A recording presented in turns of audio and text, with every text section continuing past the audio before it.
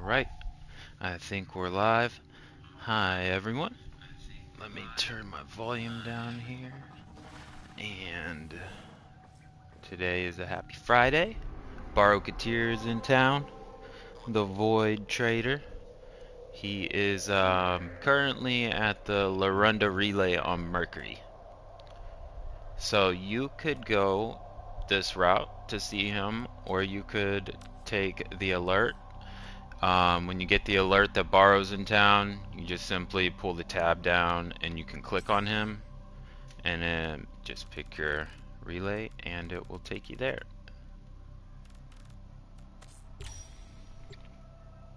We're gonna go take a look at what he's got in stock this weekend, see what's good, what's not so good, what's priority. Hope everybody's having a good day.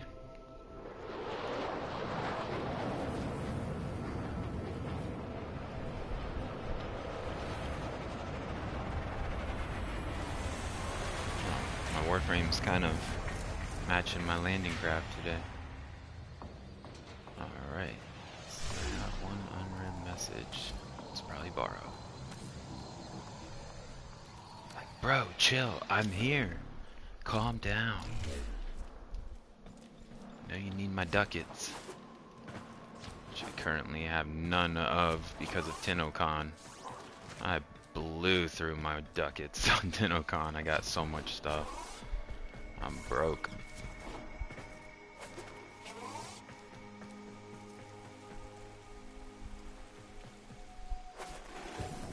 Tenno, may I extend an invitation to you?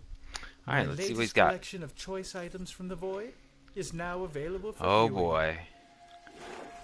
He's got the Desert Skate Floof, one of my favorites. That guy's so cute. Those buck teeth.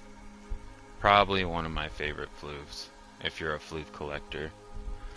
Got the Prisma Lotus Flame Sigil. Not really necessary, but you know, neither is the floof.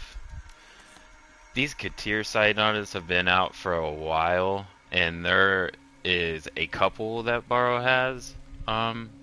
Simply it's the same one, just like a different texture on it. I have to grab this one because I wasn't able to grab all the cosmetics during TennoCon. And then got a mask for your Sentinel. Little Katir diamond out there. That looks kind of cool. And then the Ignis Wraith.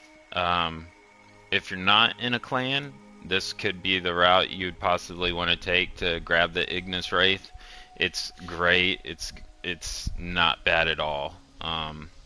Definitely with those orange Archon shards that are out now, where you can increase your secondary crit chance by heat status kills and stuff. This would be kind of a runner-up weapon to help proc that heat on enemies to activate that crit chance on the orange shards.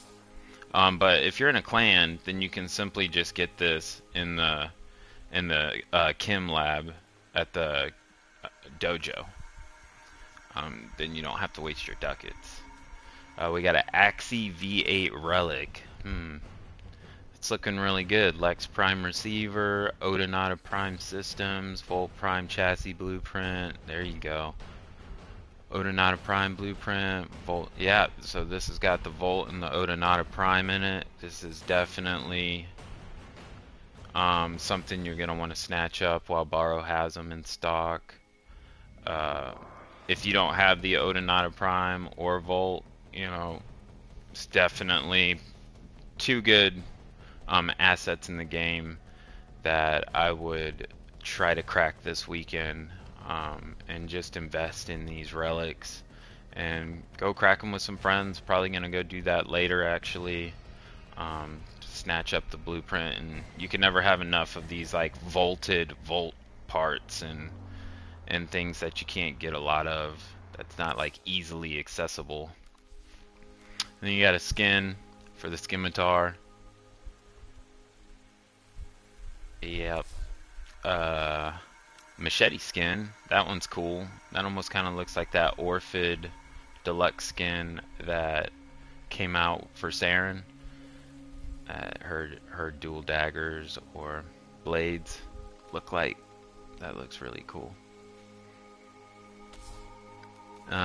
Here we got a Prime Cleanse Orkin mod. These are great to have. I know there's a lot of controversy with these Bane mods that are out, um, simply because a lot of Tenno look at their stats as they're modding their weapon and they're like, yo, I put, you know, Serration on, or I put Prime Point Blank and I see the numbers go up in the thousands and it's so high, but then you take that off and you put this on and it's like down, the numbers are so low. But this is a multiplicative damage, and it's a different type of damage compared to your base damage and your status damage.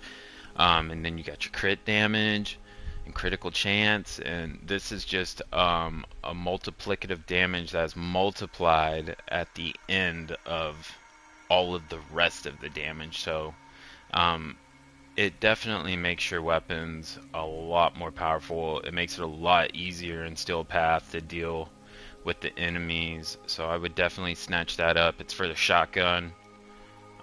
So yeah, that's a great grab right there. Next we got the Prisma Latron armor set. I like these a lot. They look really good for fashion framing. The shoulder piece, you know, it's really nice, and it brings out like a couple of different colors. You know how the Prismas are kind of like glittery or shimmery. The only one I would say is this Prisma Latron leg plate. They're awesome. They look cool, but for some reason they just don't scale like perfectly on every Warframe.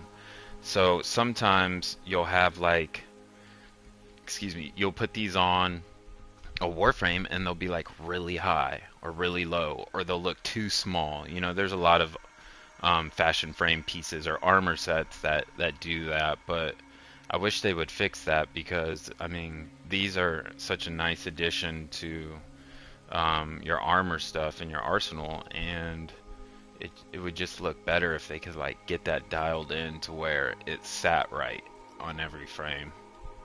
But yeah, I have these on Daggeth. They look great. I have them on Titania skin.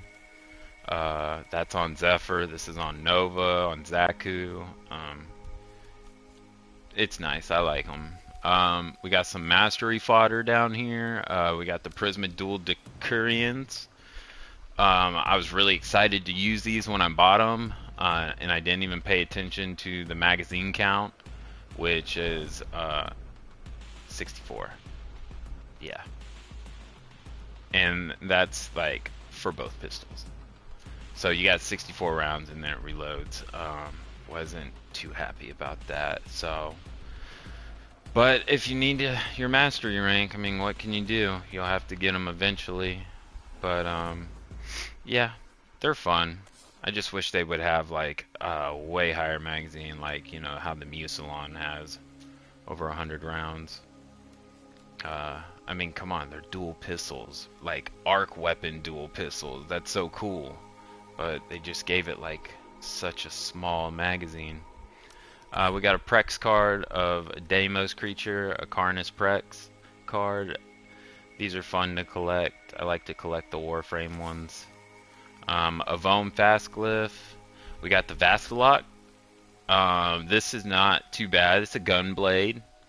And as of now, as of still, as far as I know, all Gunblades are silent, so they're just naturally suppressed, and you can heavy attack, shoot somebody, not going to raise any alarms.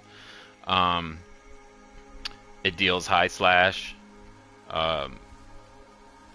This one, the Redeemer, the Sarpa, the Stropha, I would definitely grab this. I honestly don't see this all the time. Like Baro doesn't bring maybe the Vastalot comes around maybe twice a year. I've seen it throughout the season.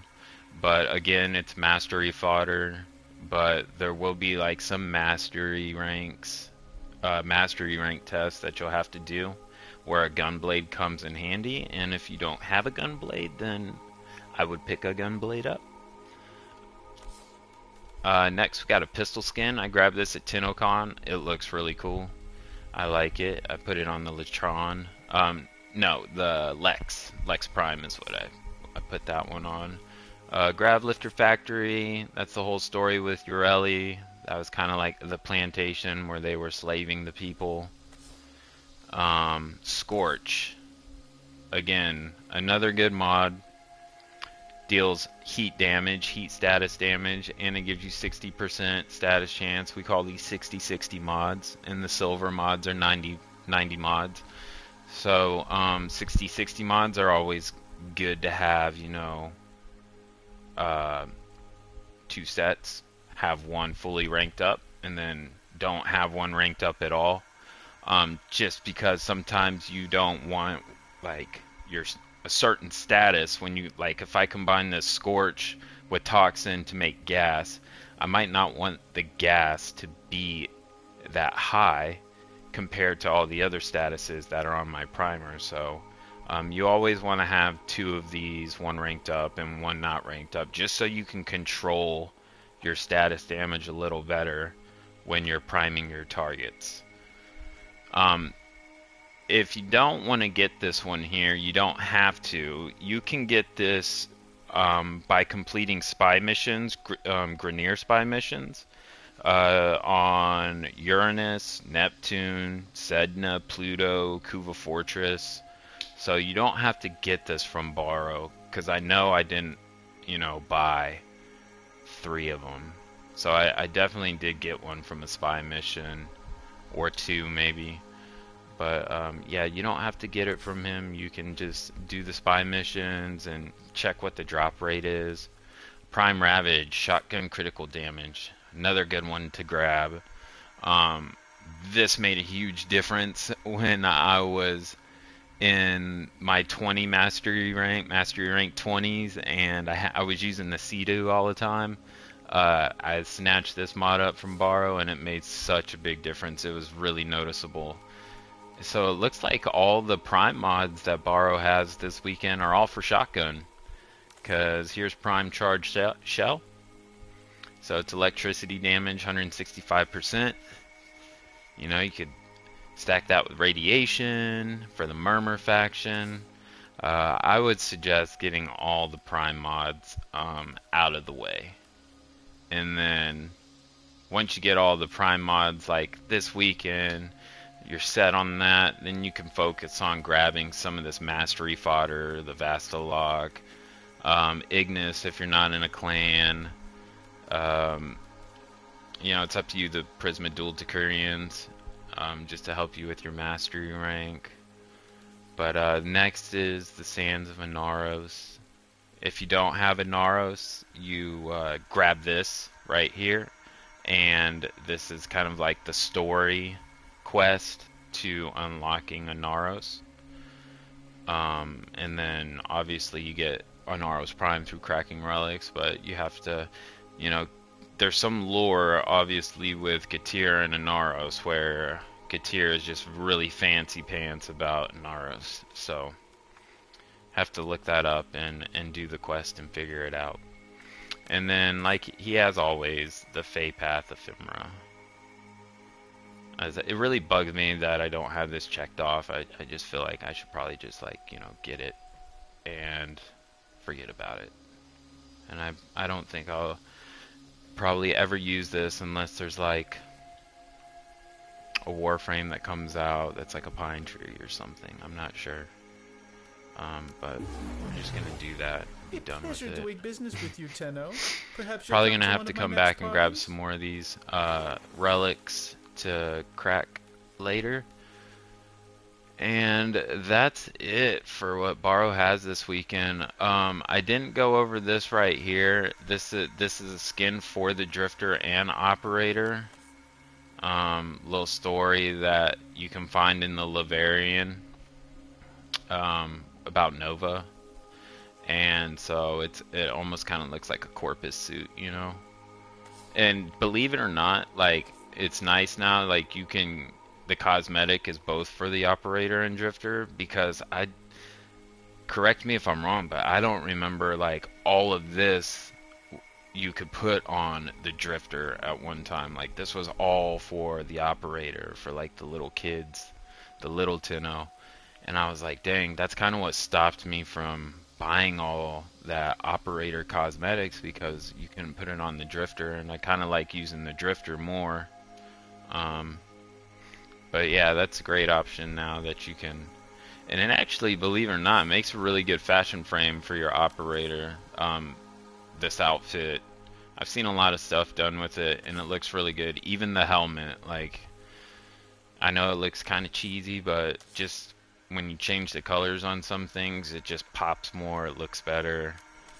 So, if you really got the ducats, and you're balling in ducats this weekend, go ahead and grab that set. I wish I could probably try, at least get a couple of pieces. But, yep, that's it. So, I think that'll probably keep a lot of us busy this weekend, trying to snatch everything this guy's got up until 2 weeks from now. But yeah, I don't think I have much to trade as of right now to get ducats. I'm just gonna have to.